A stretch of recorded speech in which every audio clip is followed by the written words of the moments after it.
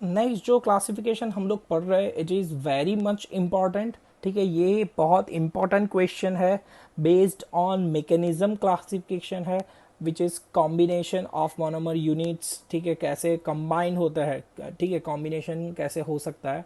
तो दो तरीके की प्रोसेस यहाँ पर आती है। एक होता है चेन ग्रोथ, जैसे जैसे चेन इंक्रीज हो रहा है, सिंगल चेन इंक्रीज हो सकता है। जस्ट दैट मीन्स कि सपोज मेरे पास कोई यूनिट ए है, ठीक है, उसके अंदर मैं बी यूनिट ऐड कर रहा हूँ, ये दोनों का पॉलीमर ऐसा बना, अगेन उसके अंदर मैं चेन ऐड कर रहा हूँ, तो ये तरीके की एक ही चेन को इंक्रीज करता जाएगा।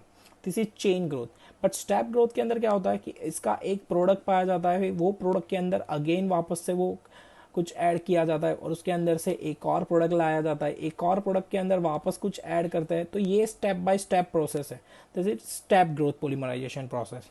ठीक है, हम लोग को स्टेप ग्रोथ पॉलीमराइजेशन ये चैप्टर के अंदर सिलेबस में है ही नहीं, तो इसके लिए कुछ ज़्यादा टेंशन लेने की ज़रूरत नहीं है, बट वो हम लोग देखेंगे कंडेंसेशन पॉलीमर्स के अंदर। ठीक है, तो चेन ग्रोथ स्टार्ट करते हैं, that is mechanism of chain growth addition polymerisation process. Chain growth addition polymerisation process, तो इट इज़, अगर आपको ये चेन ग्रोथ करवाना है तो it is very very very much important for the alkene and their derivatives. Okay, alkene and its derivative के लिए ये बहुत ही इंपॉर्टेंट है। ठीक है, तो इसके अंदर क्या होता है कि जो a series of reaction each of which consumes a reactive particle and produces another one। ठीक है, तो जो रिएक्टिव पार्टिकल होता है, सिंपल रिएक्टिव पार्टिकल एक होता है, उसके अंदर से दूसरे सिमिलर पार्टिकल्स प्रोड्यूस करने का जो प्रोसेस है, that is chain growth addition polymerisation process. ठीक है, एक सिंगल पार्टिकल होता है ए, उसके अंदर से दूसरे उसके जैसे सिंपल पार्टिकल अगर बनाने हैं तो that it is chain growth polymerization process. मैंने बोला जैसे अल्कीन के लिए C double bond C single है, उसके अंदर से सपोज मैं एक और बनाता हूँ विच इज प्रोपीन। इथीन था, प्रोपीन बना दिया, प्रोपीन में से ब्यूटीन बनाया, तो ये है उसके जैसे सिमिलर पार्टिकल्स। तो ये क्रिएट फॉर्मेशन जो है, that is chain growth addition polymerisation process. Some examples जिसके अंदर ये देखने को मिलता है, दैट इज पॉलीथीन, ठीक है, पीवीसी, पोलिस्टाइरीन, ये सब उसके अंदर होता है। तो ये जो मैकेनिज्म है, it is known as free radical mechanism. Free radical mechanism क्या होता है, जिसके अंदर फ्री रेडिकल होता है। अब जब स्टार्ट करेंगे तब हम लोग बताऊंगा मैं कि what is actually free radical. तो फ्री रेडिकल के अंदर क्या होता है, तो पहले ही बता देता हूँ चलो। फ्री रेडिकल क्या होता है, सपोज सपोज मेरे पास कोई एलिमेंट है कार्बन। ठीक है, कार्बन के पास आउटर मोस्ट ऑर्बिट के अंदर होता है 4 electron, this are the 4 electrons.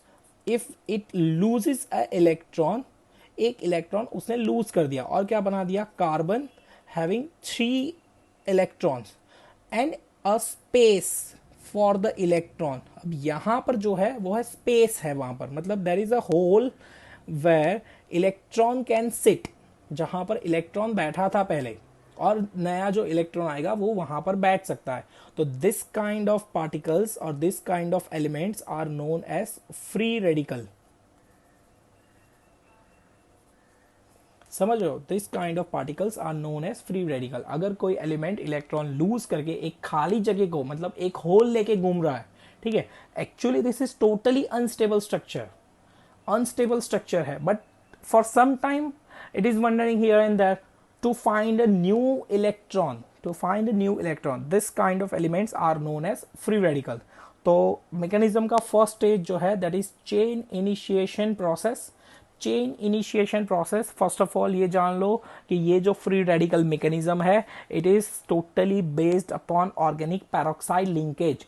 Peroxide linkage क्या होता है, when two element combine together with a similar one. Okay, जैसे ऑक्सीजन है, दूसरे ऑक्सीजन के साथ ज्वाइंट हो रहा है, तो दिस इज ऑक्सीजन का peroxide link, this is oxygen peroxide link. वैसे सेम हाइड्रोजन हाइड्रोजन ज्वाइंट हो रहा है, तो ये कंबाइंड हो रहा है, बट इसके अंदर भी पैरोक्साइड, मतलब ये अगर ऑक्सीजन ही है, ऑक्सीजन के बीच में ऑक्सीजन ऑक्सीजन लिंकेज देखने को मिलता है, दैट इज पैरोक्साइड पर ऑक्साइड लिंकेज। ठीक है, हाइड्रोजन हाइड्रोजन के बीच में अगर लिंकेज देखने को मिलता है, that is not peroxide, but if it contains oxygen and oxygen linkage, then it is known as peroxide linkage. तो ऑर्गेनिक पैरोक्साइड है, ऑर्गेनिक पैरोक्साइड मतलब कार्बन रिलेटेड पैरोक्साइड, उसके अंदर से फ्री रेडिकल्स बनने की जो प्रोसेस है, that is first one is chain initiation process which is initiated by organic peroxide. Clear है, ये याद रखना है कि कहाँ से स्टार्ट होता है, कैसे स्टार्ट होता है, वरना रट्टा मारना पड़ेगा। ये बहुत ही इंपॉर्टेंट क्वेश्चन है ये चैप्टर का, ठीक है। तो फ्री रेडिकल बनाने का जो फर्स्ट प्रोसेस है, that process is known as chain initiation process. तो एक एग्जांपल ले लेते हैं, ये है ऑर्गेनिक पैरोक्साइड, ठीक है, RCOOCR, ठीक है, दो ऑक्सीजन के बीच में this is the peroxide linkage. अब पैरोक्साइड लिंकेज जब ब्रेक होगा विच इज होमोलिटिक फीजन से, होमोलिटिक फीजन मतलब एक में से दो सिमिलर वन क्रिएट होने के फीजन प्रोसेस को, फीजन मतलब अलग होना, फ्यूजन मतलब जॉइंट होना, ठीक है। फिजन प्रोसेस हो रहा है, एक एलिमेंट में से टू डिफरेंट एलिमेंट अलग हो रहा है, that is homolytic fission. Homolytic इसलिए क्योंकि टू सिमिलर हो रहा है, ठीक है। जैसे ये है, देखो RCOO पैरोक्साइड लिंकेज, RCOO, ठीक है, उल्टा।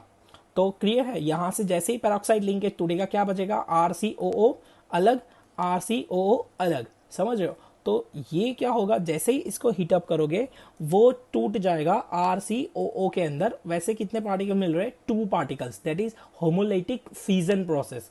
अब एक ऑक्सीजन के पास यहां से लिंक टूटा है, तो लिंक टूटा है तो उसका इलेक्ट्रॉन गया होगा, this arrow shows that electron, okay, एक इलेक्ट्रॉन इसका गया, एक इलेक्ट्रॉन इसका गया और बॉन्ड टूट गया। अब ये बॉन्ड जब टूटा है तब एक बनता है, ऐसे इलेक्ट्रॉन लेके अलग हो गया, this is free radical structure, ठीक है। इसका स्ट्रक्चर है फ्री रेडिकल बनने से पहले का intermediate structure which is totally unstable. अब ये क्या करेगा, oxygen is more electronegative content, more electronegative content which forces the other electrons to gain, ठीक है। अपने जो यहाँ पर जो इलेक्ट्रॉन एक लेके आया है उसको कंबाइन करने के लिए क्या करेगा, दूसरे के इलेक्ट्रॉन वो खींचेगा, ठीक है। That is I effect that you learn in 11th standard carbon chapter number 2 के अंदर, आप लोग 12 के अंदर, सॉरी, आप लोगों ने पढ़ा होगा कि आई इफेक्ट, आर इफेक्ट क्या होता है। तो आई इफेक्ट क्या कहता है कि ज़्यादा इलेक्ट्रोनेगेटिव जो पोर्शन है वो क्या करेगा, दूसरे के पास से इलेक्ट्रॉन खींच लेगा। तो उसने कहाँ से इलेक्ट्रॉन खींच लिया, यहाँ से। ये टोटली अनस्टेबल स्ट्रक्चर है, फॉर द टेम्पररीली ये अकर होता है। वैसे यहाँ से बॉन्ड टूट गया, इसने एक इलेक्ट्रॉन गेन कर लिया और क्या कर दिया, CO2 रिलीज कर दिया, दिस इज CO2। और क्या हो गया, R ने अपना एक इलेक्ट्रॉन लूज कर दिया और क्रिएट कर दिया फ्री रेडिकल। मैंने बोला था फ्री रेडिकल किसको बोलते हैं, जिसके पास से इलेक्ट्रॉन चला जाए और खाली होल लेके घूमे, that is free radical. R अपना एक इलेक्ट्रॉन लॉस करके एक होल एंड एक इलेक्ट्रॉन के साथ फॉर्म करता है फ्री रेडिकल फॉर्म। क्लियर है, दिस इज चेन इनिशिएशन। अगर इसके अंदर आप लोग एक और एग्जांपल देखो तो बेंजोइल पैरोक्साइड, ठीक है, बुक में दिया है बेंजोइल पैरोक्साइड।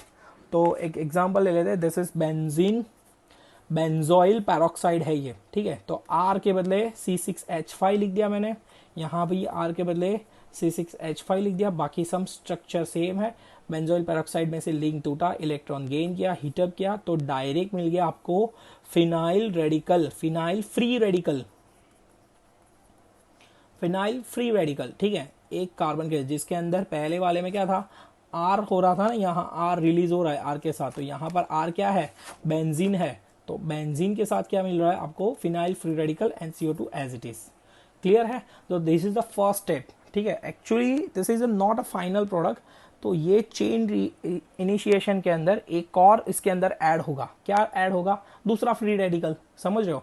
तो इसका डेफिनेशन ही है, वही है कि which produces another similar one, ठीक है, उसके जैसा दूसरा क्रिएट करने की प्रोसेस को ही चेन ग्रोथ एडिशन बोलते हैं। तो जैसे ही ये फिनाइल फ्री रेडिकल मिल गया, सेकेंड स्टेज पे पहुंच जाता है ये रिएक्शन। सेकेंड स्टेज में होता है चेन प्रोपोगेशन। चेन प्रोपोगेशन कैसे होता है, तो कि फ्री रेडिकल के अंदर दूसरा एडिशन हुआ, न्यू अल्कीन मॉलिक्यूल बना और उसके अंदर से बना न्यू फ्री रेडिकल मॉलिक्यूल, ठीक है। तो हमारे पास था आर फ्री रेडिकल, पहले जो R रिलीज हुआ था उसके अंदर अल्कीन हमने ऐड कर दिया। अब रीअरेंजमेंट देखो क्या हो रहा है, जो फ्री रेडिकल का इलेक्ट्रॉन था वो कहाँ चला गया, ये कार्बन के पास, यहाँ से डबल बॉन्ड टूट के एक इलेक्ट्रॉन यहाँ आया, एक इलेक्ट्रॉन इसके पास चला गया और R इसके साथ ज्वाइंट हो गया। अब ये इलेक्ट्रॉन यहाँ क्यों आया था, इस वाले एलिमेंट के साथ ज्वाइंट करने के लिए, दैट मीन्स कि कंबाइंड होने के लिए with covalent bond, it donates its electron, इसको दे देता है अपना इलेक्ट्रॉन। तो उसने दे दिया तो इसके साथ बॉन्ड बन गया। दैट मीन्स कि यहां से एक बॉन्ड टूट के यहां पर इलेक्ट्रॉन आ गया, यहां से एक इलेक्ट्रॉन यहां पर आ गया, तो ये दो इलेक्ट्रॉन और ये अकेला ज्वाइंट होके बनाता है कोवेलेंट बॉन्ड। ठीक है, अब यहां से बॉन्ड टूट गया, इसके पास एक इलेक्ट्रॉन होना चाहिए, देखिए हियर इट इज, तो ये उसके जैसा दूसरा फ्री रेडिकल क्रिएट हो गया। This is another free radical, similar free radical.